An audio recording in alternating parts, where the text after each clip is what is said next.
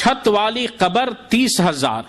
اور گنبد بنانے کے اوپر 50,000. یہ صرف میانی صاحب قبرستان کا یہ حال ہے جو کہ لاہور کے اندر ہے، اور یہ قبرستان انارکری سے لے کر اچھرا تک پھیلا ہوا ہے. تو میرے دوستو آخر غور کریں کہ نبی کریم صلی اللہ علیہ وسلم نے اس امت کو شرک و بدعت سے کس قدر روکا ہے،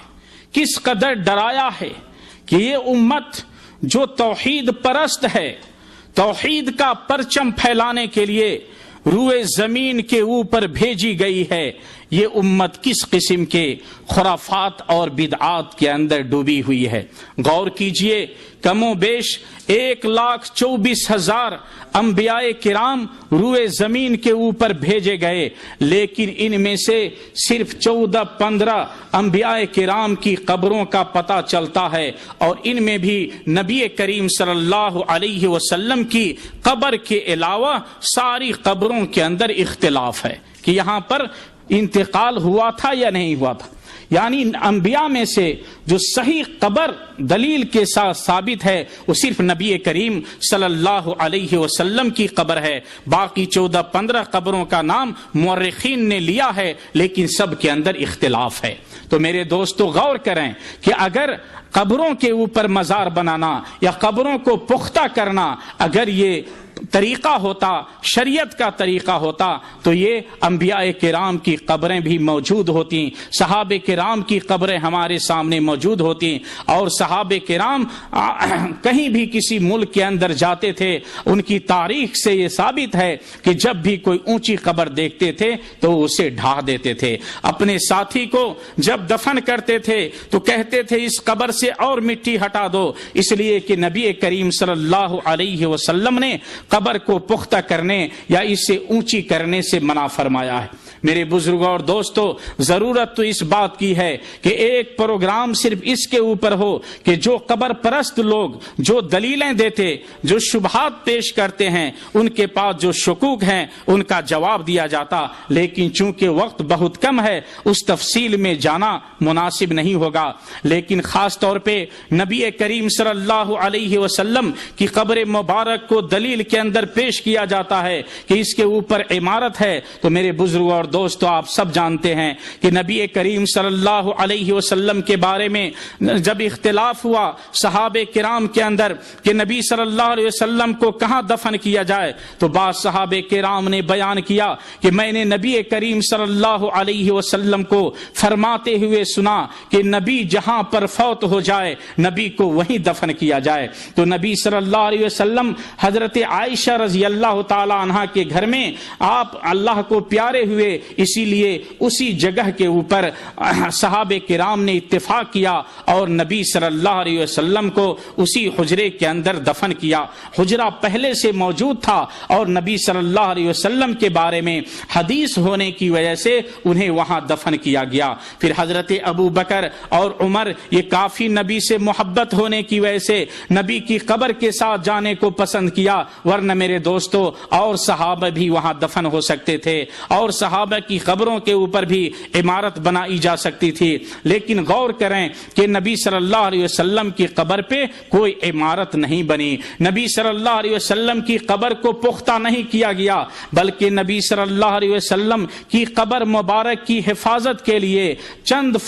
میٹر فاصلے کے اوپر 557 ہجری میں سلطان نور الدین شہید بن محمود زنگی نے دیوار قائم کر دی کہ کوئی نبی صلی اللہ علیہ وسلم کی لاش کو نہ لینے پائے اور توہین نہ کرنے پائے. یہود و نصارہ نے نبی صلی اللہ علیہ وسلم کی لاش کو اندر سے کھینچنے کی سازش رچی تھی. تو اس وقت 557 ہجری میں سلطان نور الدین شہید بن محمود زنگی نے نبی صلی اللہ علیہ وسلم کی قبر سے ہٹ کر کچھ میٹر کے اوپر دیوار کھڑی کر دی. ایسے ہی 678 ہجری کے اندر سلطان قلاؤن صالحی نے یہ جو آپ سبز گنبد دیکھ رہے ہیں اس سبز گنبد کو بنوایا تھا. یہ دیکھیں 678 ہجری کا واقعہ ہے. یہ صحابہ کرام کے زمانے میں، تابعین کے زمانے میں، ائمہ کرام کے زمانے میں ایسا نہیں ہوا۔ شاہ عبد العزیز سے بھی علماء کرام میں سے کچھ لوگوں نے کہا تھا کہ یہ نبی کریم صلی اللہ علیہ وسلم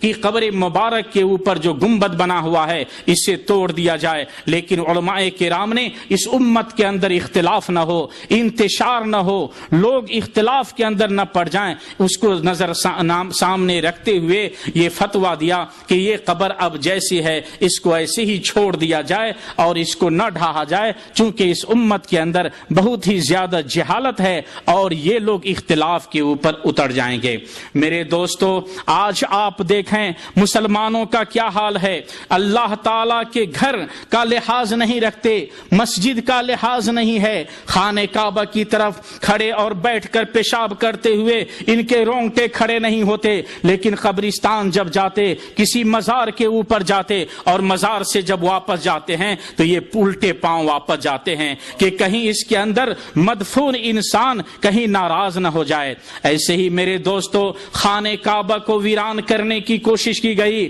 جس طرح خانہ کعبہ کا طواف ہوتا ہے، قبر کا طواف کیا گیا، خانہ کعبہ ہی کی طرف قبر کے اوپر چادریں چڑھائی گئیں اور وہاں دیکھیں عورتوں کا ہجوم ہوتا ہے۔ ایسے ہی میرے دوستو، یہ غور کرنے کا مقام ہے کہ جب ایک شخص کی لاش چارپائی کے اوپر ہو اور یہ مسلمان جنازے کی نماز پڑھے تو ذرا غور کیجئے، جنازے کی نماز میں تو اسلام نے ہمیں رکوع اور سجدہ کرنے سے روک دیا کہ خبردار، تیرے سامنے تیرے بھائی کی لاش پڑی ہوئی ہے، اگر تو اس کے سامنے رکوع کرے گا، سجدہ کرے گا تو ایک جاہل سمجھے گا کہ یہ مسلمان مردے کے سامنے رکوع کرتا ہے، مردے کے سامنے سجدہ کرتا ہے۔ لیکن جب یہ لاش زمین کے اندر چلی گئی، اس کے اوپر کئی من مٹی ڈال دی گئی، تو پھر تم اس کے اوپر سجدے کرنے لگے، اس کے اوپر رکوع کرنے لگے، بھلا تمہاری عقل کہاں چلی گئی؟ اے میرے دوستو، یاد رکھو،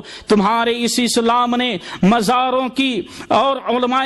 اور بزرگان دین کے تقدس نے اسلام کے اندر آنے سے بہت سے لوگوں کو روک رکھا ہے۔ آپ بہت سے لوگوں کو دیکھیں گے، شیعہ ایران کے شیعہ کو دیکھ کر، ایران کے مزاروں کو دیکھ کر اسلام قبول نہیں کیا، جبکہ اس وقت یورپ اور امریکہ کے بہت لوگ مسلمان ہونا چاہتے تھے، لیکن کہا مسلمانوں کا یہ حال ہے۔ ایسے ہی میرے دوستو، بہت ہی مشہور ہے، مہاتما گاندھی نے جب اجمیر جا کر خواجہ معین الدین چشتی کی قبر کی زیارت کی اور وہاں کچھ مانگنے کے لیے گئے، مسلمانوں نے دعوت دی تھی کہ یہاں سے ہندو مسلم ایک ہونے کا نعرہ لگایا جا سکتا ہے، تو خواجہ معین الدین چشتی کے دربار پر جب مہاتما گاندھی گئے تو مہاتما گاندھی نے اس وقت کہا تھا کہ مجھے یاد ہے، میں شک میں تھا جب مسلمانوں کے بارے میں پڑھتا تھا، اسلام کے بارے میں پڑھتا تھا، تو میں شک میں تھا کہ میں غلط دھرم کے اوپر ہوں،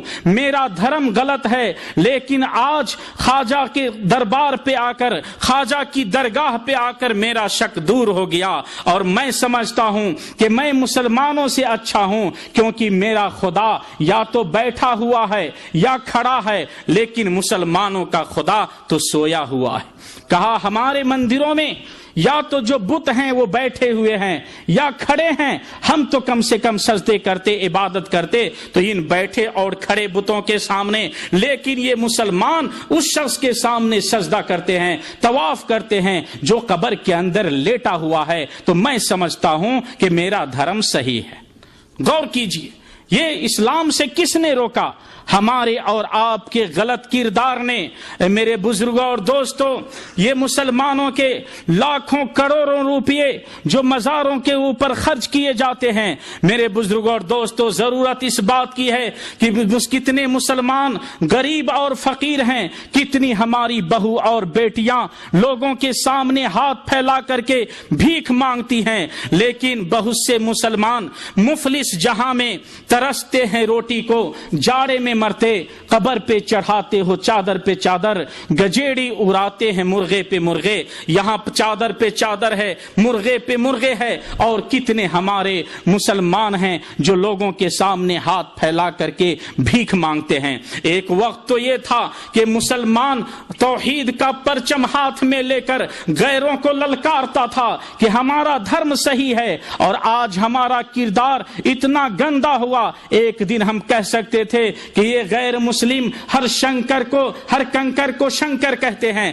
ہر اچھی چیز کو پوچھتے ہیں، لیکن میرے دوستو آج تمہاری غیرت کہاں چلی گئی کہ کوئی شاہ طوطا، کوئی شاہ کتا، کوئی شاہ لنگڑا، کوئی بے شرم ہے یہ لاچار دیتے ہیں اولاد تم کو۔ یہ کیسا عقیدہ، یہ کیسا دھرم ہے؟ آج تمہارے اندر بھی کتا شاہ اور گدھا شاہ اور خنزیر شاہ آج تمہارے اندر ہیں۔ اے مسلمانوں، جس کے ہاتھ میں قرآن و سنت ہو، جو اس روئے زمین کے اوپر توحید کا پرچم لہرائے کے لیے بھیجے گئے ہو، آج تمہارا یہ حال ہے کہ گندی سے گندی چیزوں کا مزار بنا کر اور ان سے تم لو لگائے ہوئے ہو۔ اللہ کی طرف رجوع کرو، اللہ ہی داتا ہے، اللہ سب کچھ دینے والا ہے، اللہ سے لو لگاؤ۔ اور اے میرے بزرگوں اور دوستو، جن کو اللہ تعالیٰ نے اس پاک سرزمین کے اندر توحید کی نعمت عطا فرمائی ہے، آپ کے اوپر ضروری ہے کہ توحید کی دعوت کو اپنے اندر عام کریں،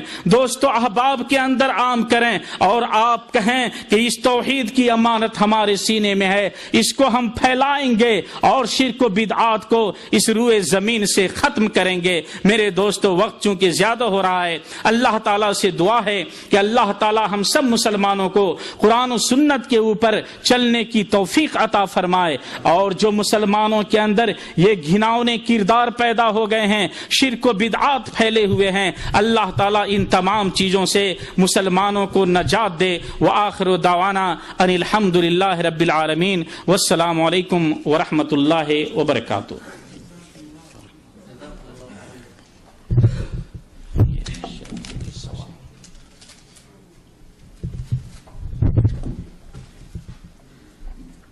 جزاک اللہ خیر۔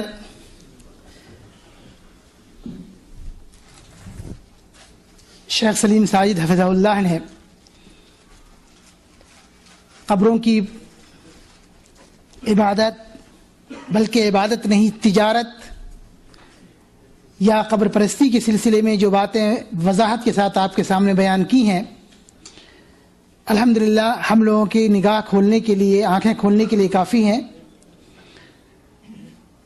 شیخ نے یہ بھی کہا کہ آج قبروں کے اوپر اتنی چادریں چڑھائی جاتی ہیں، اتنے پیسے خرچ کیے جاتے ہیں، اور کتنے ایسے